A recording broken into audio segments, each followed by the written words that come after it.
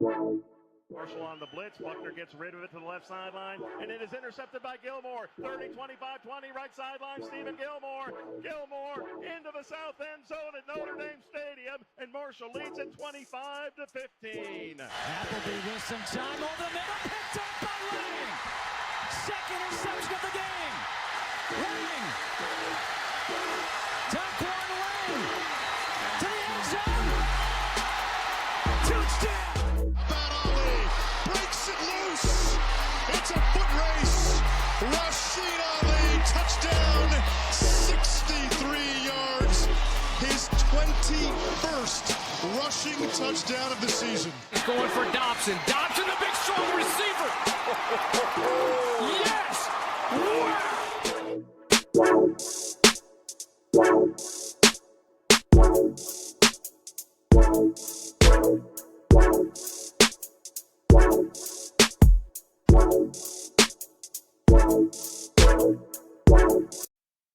Welcome back, guys, to another video of the Herd Huddle.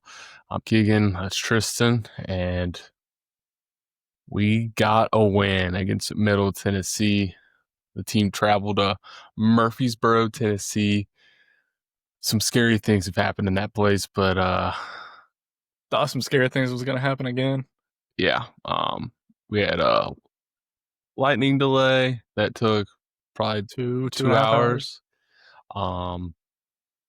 Nothing good happens in that place, but we finally got a win. Finally, we pulled away. It was a good win. Put up 42. A lot to unpack in that game.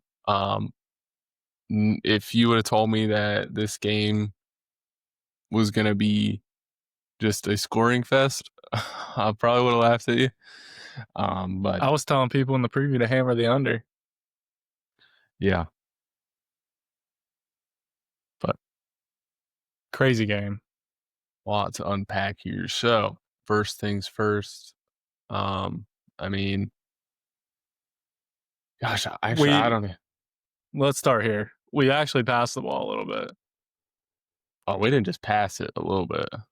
I mean, we had Carlos. I mean, we didn't throw it a lot, but I think he had like 22. We threw it more than 9 times. I'll tell you that. I think he threw it 22 pass attempts, which I'll take that. If we want to be running offense, I'll take 22 pass attempts.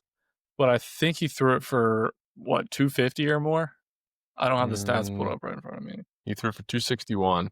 261, and he had 4 total touchdowns, or was it 4 through the air? 4 through the air and 1 rushing touchdown. So I'll take that. I would say QB1 is going to be Carlos for the foreseeable future. Yep. He just got put on like the Manning Award All-State Quarterback of the Week list. They're top 8 guys, so go vote for him on that. Allstate.org. But yeah, I mean, still some questionable play calls throughout the game that I did not agree with. We'll just run down the team stats first before we get into anything. But Marshall has almost 500 yards of offense. Middle Tennessee had 373. That's a little scary. Each team had turnovers, 1 turnover each. Marshall had 27 first downs in this game compared to Middle Tennessee's 14. Yeah, that's crazy. Marshall dominated the stat line. Marshall was 7 for 12 on third downs, which is huge for us because we struggled with that in all 3 games previously. They were 3 for 10, so 30%. And then Marshall had the ball for over 36 minutes in this game. You'll take that every week. Compared to Middle Tennessee's 23. So, yeah, we just dominated in every category possible outside of turnovers where we split. But it should have been the 42-28. It should have been worse, honestly, especially looking at the stats like that. But yeah, but all in all, in that second half, we really got it going offensively. Like you said, this game could have could have really went our way to begin with. Obviously, coming out of a lightning delay, 2 hours, it takes a toll on a team, both teams. But gosh, I think we could have scored 60 with ease. I mean, I'm not complaining. Like, that was a huge win, winning 42-28. Like, yeah, it should have been more. Would have liked to see, not necessarily more points, but like, I mean, more points would have been awesome, but just the margin of victory would have loved to see be even more. But this is a huge one going forward to get the momentum going into conference play. We get to 500 to start conference play. I would like we said earlier or in last episode, could have been 3-1 easily, but getting back to 500 is huge for what this team has been through in just 4 weeks of football. So I'm really excited to head down to Louisiana, and a winnable game. A very winnable game. They've been dealing with some injuries here and there, and just things haven't gone their way this year. But they're still a good football team, but we'll talk about that later. But let's talk about Floyd Lacey. Yes. Carlos has 261 passing yards. Lacey took 116 of those. Yeah. He had 5 receptions, 116 yards, and a receiving touchdown that went like 60 yards or something. Lacey and Toby, the two biggest pieces on offense. I mean, yeah. I mean, you've seen what we can do with Toby. I mean, the dude had 2 receiving touchdowns, and this is the biggest game he's had this year. I mean, it's the biggest game we've had in the air this year, and it needs to stay like that. I hope they realize that airing it out a little bit is going to open up the run game. Yeah. For the quarterbacks and the running backs. Oh, yeah. But you just can't be so one-dimensional like we've been the last 3 weeks. Yeah. I'll take 22 pass attempts every day of the week if we want to be a running offense, but you have to hit that 20, 25 pass attempts every week. And it's got to be some downfield pass attempts because I still think we're running too many screens.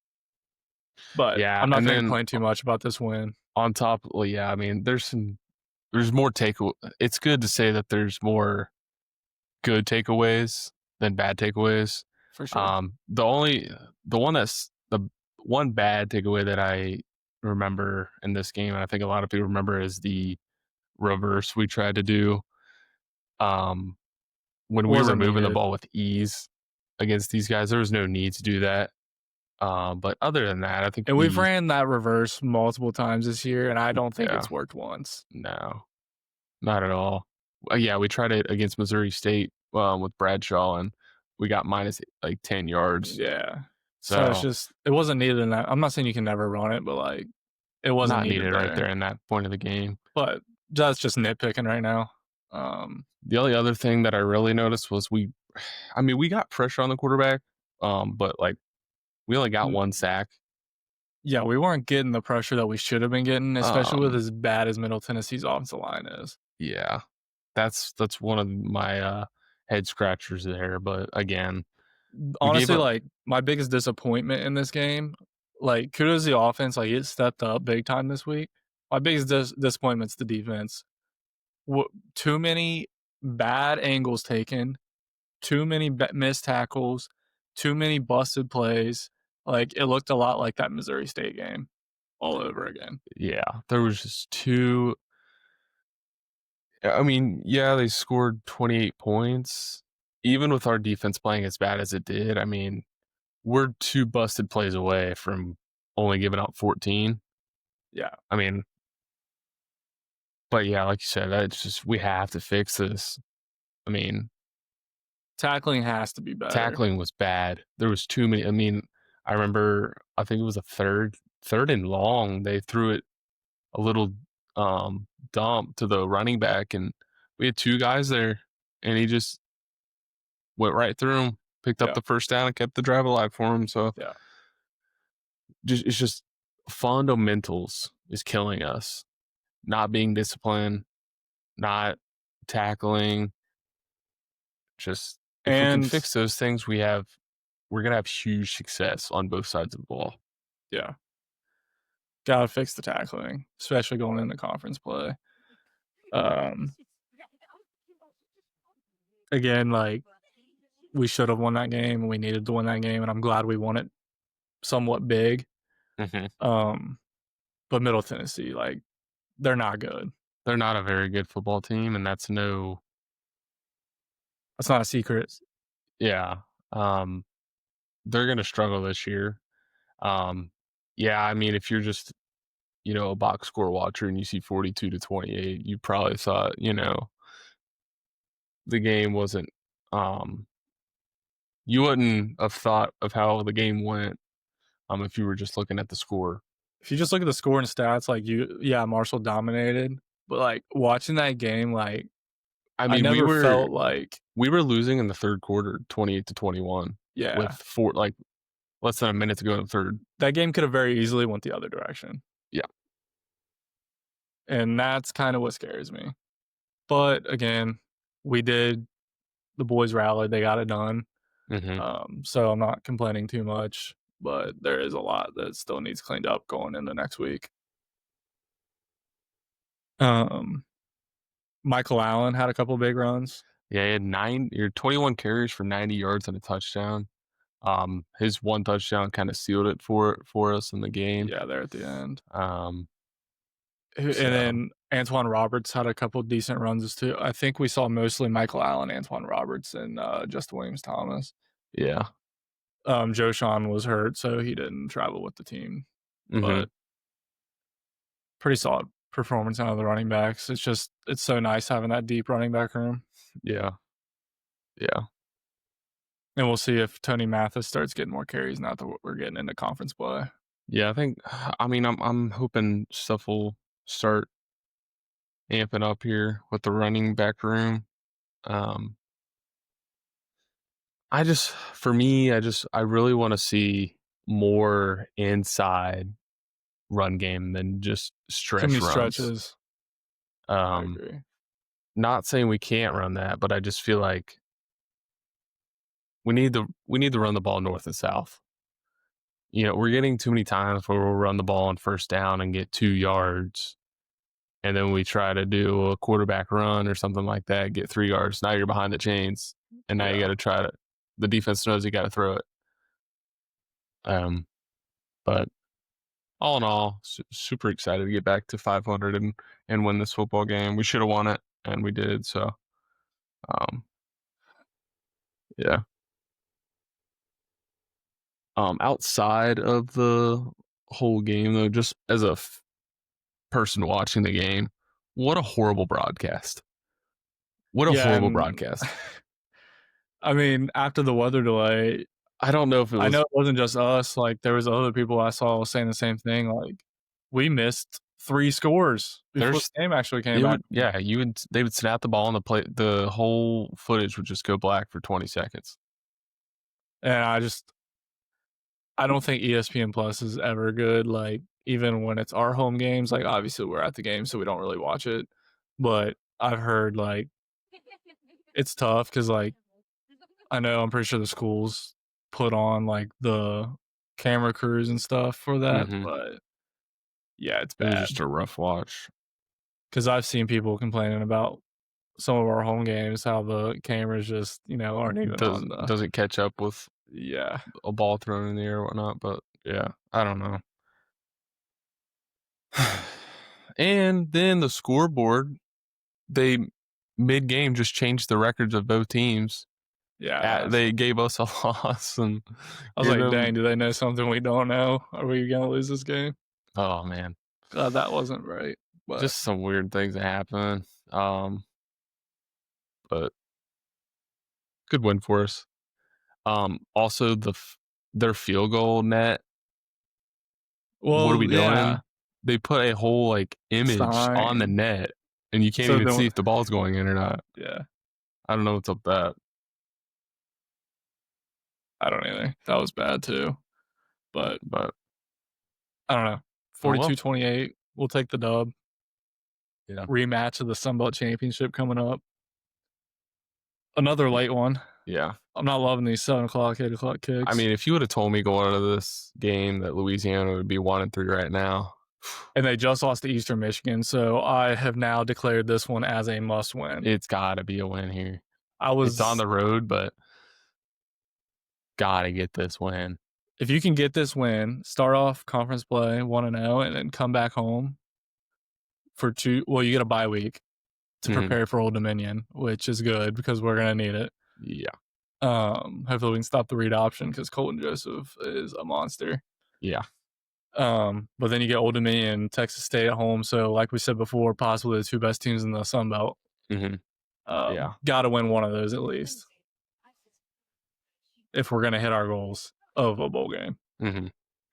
But yeah, so I don't know how much more you have on the game. I mean, there was a lot that happened. Yeah, I mean, special teams wise, we really didn't get to see that. We really didn't punt it that much. No, I mean, I don't know how many times again, we punted it, but it wasn't a lot. Totten's still just booting that thing. Yeah. I mean, he's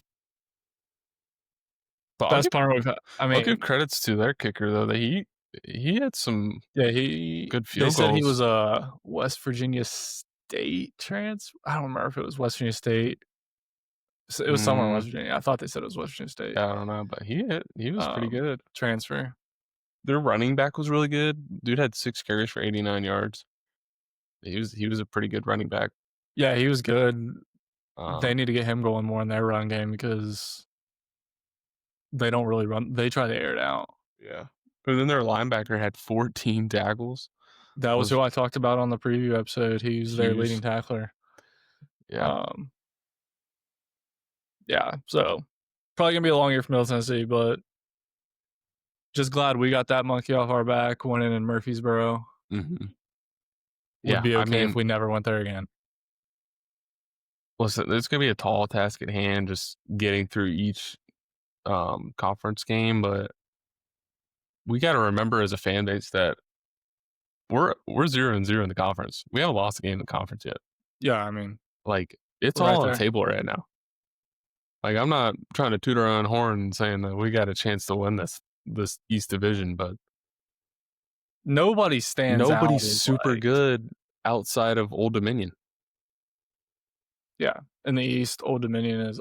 I mean, James Madison finally starting to get going because I don't think James Madison is rotating the quarterbacks anymore. I think they're finally going with Alonzo Barnett.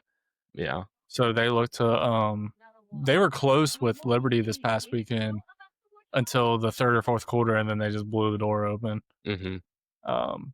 So yeah, James Madison, Old Dominion, but again, we get both those games at home. Yeah, that's huge. James Madison's coming to town on 75 week. And then I really do think though, like for the pink out. Our fans have been really showing out lately. Even after, the Missouri State loss.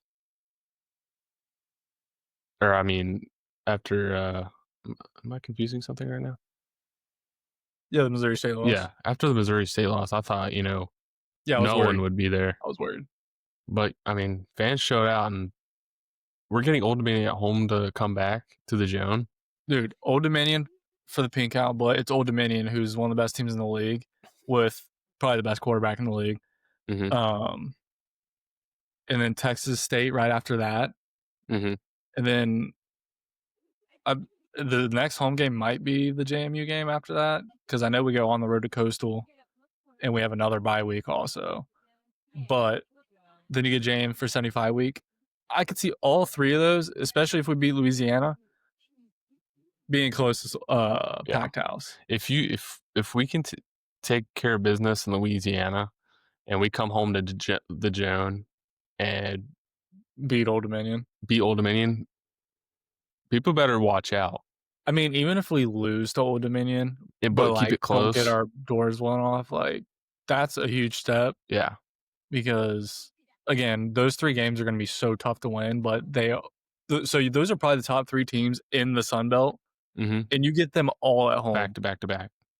So you have got to win one, preferably 2 of them. I know it's going to be hard, but like, especially the next 2 home games, you have to win one of those 2, the Texas State and Old Dominion game. 75 week, anything can happen, and just because it's 75 week, I lean that into our favor. Yeah. But yeah, everything's on the table, and hopefully people keep showing out. Yeah, that Old Dominion game is going to be huge, because if we can sneak out of Louisiana with a win. You're 3-2, and if somehow you can win at home against Old Dominion, you're sitting 4-2 and 2-0 in conference play. Yeah, which is gonna. I mean, I know the Missouri State game doesn't count as far as the conference goes, but man, that was such a winnable game. Yeah, I mean that's gonna sting down the road. hurt seeing in the L column, but it's not the end of the world either. Conference play is what we're worried about. Yeah. Man, what was I about to say? Hopefully the offense keeps rolling against this in this next week, though, because. And the good thing too is like offensively, we're not turning the ball over, which is good. Yeah. We just in the recent games we just haven't been able to move the ball downfield to even get in scoring position. So it's like tough, but yeah, we just gotta keep doing what we're doing and improving. The pass game took such a good leap this week that that's very exciting and good to see, because if it didn't, it was going to be a long year. But they just need to realize that they need that pass game, because it can't be one-dimensional or you're going to get shut down by everybody you play. Yeah. So, yeah, that's all I got. I mean, that was a huge win this week. And now we finally get the conference play. So, if you ain't got anything, you can take us out of here. Yeah, that's all I got. Thanks for watching, guys. This is the Herd Huddle, and as always, go Herd. Go Herd. Marshall on the blitz. Buckner gets rid of it to the left sideline, and it is intercepted by Gilmore. 30, 25, 20, right sideline. Stephen Gilmore. Gilmore into the south end zone at Notre Dame Stadium, and Marshall leads it 25-15. Appleby with some time over the middle, picked up by Lang. Second interception of the game. Lang. Taquan Lang to the end zone. Touchdown. Breaks it loose. It's a foot race. Rashid Ali, touchdown, 63 yards. His 21st rushing touchdown of the season. He's going for Dobson. Dobson, the big strong receiver. Yes! Wow!